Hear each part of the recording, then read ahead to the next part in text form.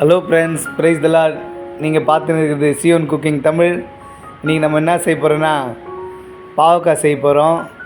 பாவக்காவை கசப்பே இல்லாமல் செய்கிறது எப்படின்னு சொல்லிட்டு நீங்கள் வீடியோவை ஃபுல்லாக பாருங்கள். வாங்க வீடியோக்குள்ளே போகலாம்.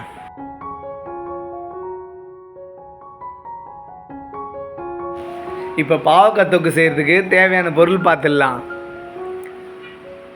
1/4 கிலோ பாவக்காய், 200 கிராம் தக்காளி, 1/4 கிலோ வெங்காயம், இது கூடவே ஒரு 10 பல் பூண்டு, 3 பச்சை மிளகாய். இப்போ பாவக்காவை தோல் சீவி எடுத்துக்கலாம். பாவக்காயில் நிறையவே மருத்துவ குணங்கள் இருக்குது. அதனால் வாரத்தில் 2 நாள் வச்சு சாப்பிட்டிங்கன்னா ரொம்பவே உடம்புக்கு நல்லது. அதனால் நாங்கள் செய்கிற மாதிரி நீங்களும் செஞ்சு சாப்பிடுங்க.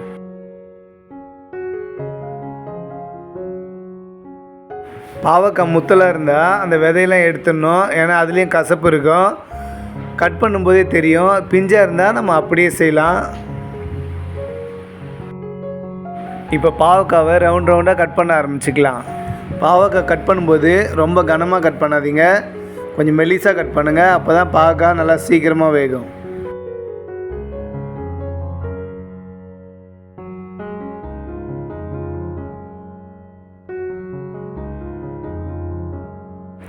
பாருங்கள், பாவக்காயில் விதை எவ்வளோ பெருசாக இருக்குது. இந்த மாதிரி விதை பெருசாக இருந்தால் அதெல்லாம் நம்ம எடுத்துடணும். பாவக்காய் கசப்பு அதிகமாக இருக்கிறதுக்கு விதையும் ஒரு காரணம். அந்த விதையை எடுக்கும்போது கசப்பு கொஞ்சம் கம்மியாகிடும். பாவக்காய் எப்படி கசப்பு இல்லாமல் செய்கிறதுன்னு இந்த வீடியோவில் நிறைய டிப்ஸு சொல்கிறேன். அதனால் வீடியோவை ஃபுல்லாக பாருங்கள்.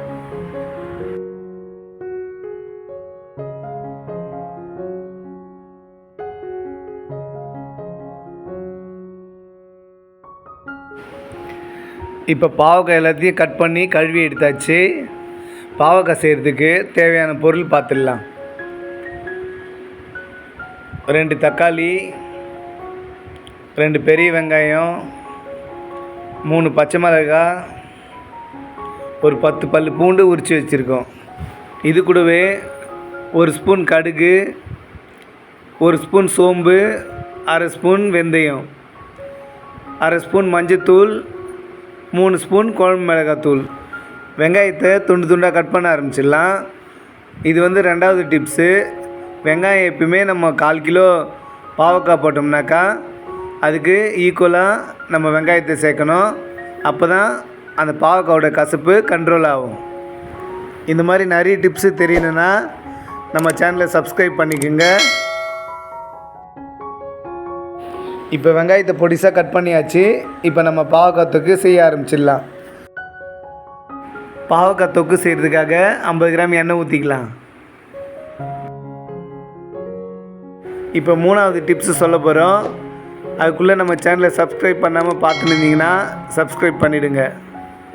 அந்த டிப்ஸு என்னென்னா, நம்ம பாவக்காவை எண்ணெயில் பொரிச்சு எடுக்கிறது தான் அந்த டிப்ஸு. பாவக்காவை எண்ணெயில் பொரிச்சு எடுக்கும்போது அந்த கசப்பு எல்லாம் எண்ணெயில் போயிடும். பாவக்காயில் கசப்பு கம்மியாகிடும். பாவக்காவை பொரிச்சு எடுத்துகிட்டு அந்த எண்ணெயை கீழே ஊற்றிட்டாக்கா பாவக்காயில் கசப்பு இன்னும் கம்மியாகிடும். கசப்போடு சாப்பிடணும்னு நினைக்கிறவங்க அதே எண்ணெயில் செஞ்சுக்கலாம்.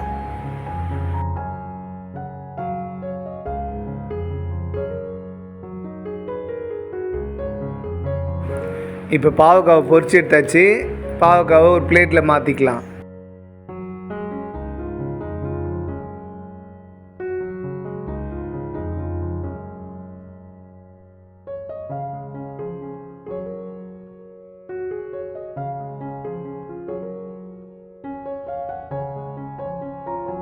எல்லா பாவக்காவையும் பொரிச்சு எடுத்தாச்சு.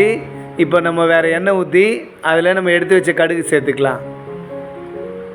கடுகு பொரிஞ்ச உடனே நம்ம எடுத்து வச்சுருக்கிற சோம்பு வெந்தயத்தை சேர்த்துக்கலாம். சோம்பு வெந்தயம் ஏன் சேர்க்குறேன்னா, அப்போ தான் பாவக்காய் தொக்கு மணமாகவும் நல்லா டேஸ்ட்டாகவும் இருக்கும்.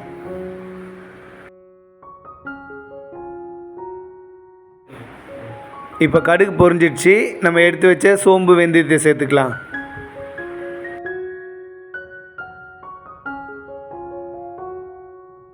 இப்போ 2 கொத்து கருவேப்பிலையை நம்ம சேர்த்துக்கலாம். இது கூடவே நம்ம பொடிசாக கட் பண்ணி வச்சுருந்த வெங்காயத்தை சேர்த்துக்கலாம். இந்த பாவக்காய் தொக்குக்கு நம்ம வெங்காயத்தை கண்ணாடி பதத்துக்கு வதக்கிக்கலாம். அப்போ தான் பாவக்காய் டேஸ்ட்டாக இருக்கும். மெரூன் கலராக நம்ம வதக்க தேவையில்லை, கண்ணாடி பதம் வந்தால் போதும். வெங்காயம் கண்ணாடி பதத்துக்கு இருந்தால் அது இனிப்பு சுவை கொடுக்கும். அதனால் பாவக்காயில் உள்ள கசப்பு தெரியவே தெரியாது. அதனால் நம்ம கண்ணாடி பதத்துக்கு வதக்கிக்கலாம். இப்போ நம்ம எடுத்து வச்ச பச்சை மிளகாய், உரித்து வச்ச பூண்டு நம்ம சேர்த்துக்கலாம்.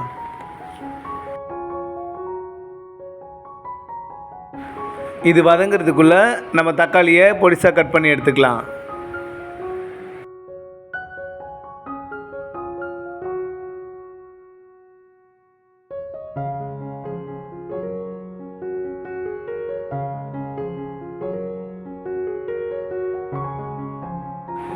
இப்போ வெங்காயம் கண்ணாடி பதத்துக்கு வந்துருச்சு. இந்த பதம் தான் இருக்கணும். இப்போ ஏற்கனவே எண்ணெயில் பொரிச்சு எடுத்த பாவக்காவை நம்ம இது கூட சேர்த்துக்கலாம்.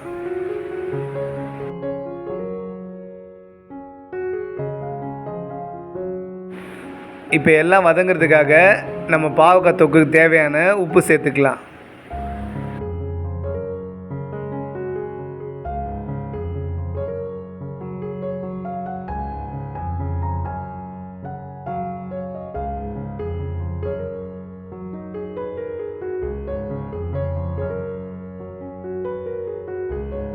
இப்போ கட் பண்ணி வச்ச தக்காளியை நம்ம கையில் நல்லா கரைச்சி சேர்த்துக்கலாம். தக்காளியை கரைச்சி சேர்க்கும்போது சீக்கிரமாக வதங்கிடும்.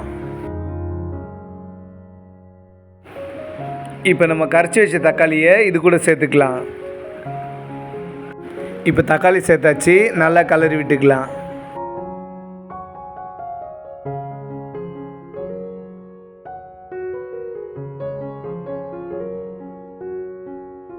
நம்ம ஏற்கனவே ஒரு எலுமிச்சை சைஸ் புளியை ஊற வச்சுருக்கோம். புளியை நம்ம சேர்க்கும்போது பாவக்காயில் அவ்வளோவா கசப்பு தெரியாது. இப்போ பாவக்காய் வேகிறதுக்காக ஒரு 2 நிமிஷம் மூடி போட்டு வேக வச்சுக்கலாம். இப்போ 2 நிமிஷம் ஆயிடுச்சு. மூடி திறந்து பார்த்துக்கலாம். எல்லாம் நல்லா வதங்கி வந்திருக்கு. இதை கலரி விட்டு இது கூட நம்ம எடுத்து வச்சுருக்கிற மஞ்சத்தூள், மிளகாத்தூள் சேர்த்துக்கலாம். சேர்த்து நல்லா கலரி விட்டுக்கலாம்.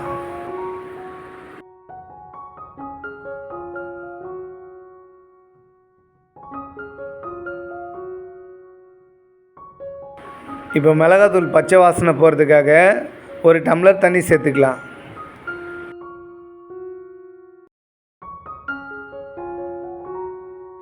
மசாலா பச்சை வாடை போகிறதுக்காக மூடி போட்டு வச்சுக்கலாம். இப்போ மூடி திறந்து பார்த்துக்கலாம். நல்லா கொதிக்குது, வாசனையே கம்ம கம்முன்னு வருது. இந்த டைமில் நம்ம எடுத்து வச்ச புளியை கரைச்சி சேர்த்துக்கலாம்.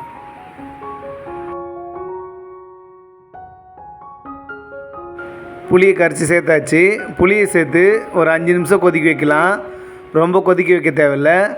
ஒரு 5 நிமிஷம் கொதிச்சதுக்கப்புறம் நம்ம இறக்கிடலாம். இந்த மாதிரி செஞ்சு கொடுத்தீங்கன்னா பாவக்காய் பிடிக்காதவங்க கூட விரும்பி சாப்பிடுவாங்க. ஏன்னா இதில் அவ்வளோவா கசப்பே தெரியாது.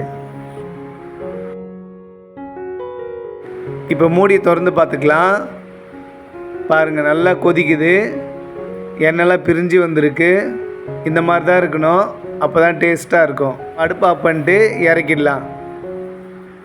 உடம்புக்கு ரொம்ப ஆரோக்கியமான கசப்பில்லாத பாவக்காய் தொக்கு ரெடி. இதே மாதிரி நீங்கள் செஞ்சு சாப்பிட்டு பார்த்துட்டு கமெண்ட் பண்ணுங்கள். இந்த வீடியோ உங்களுக்கு பிடிச்சிருந்தா லைக் பண்ணுங்கள், ஷேர் பண்ணுங்கள், கமெண்ட் பண்ணுங்கள். மறக்காமல் சப்ஸ்கிரைப் பண்ணுங்கள். தேங்க்ஸ் ஃபார் வாட்சிங்.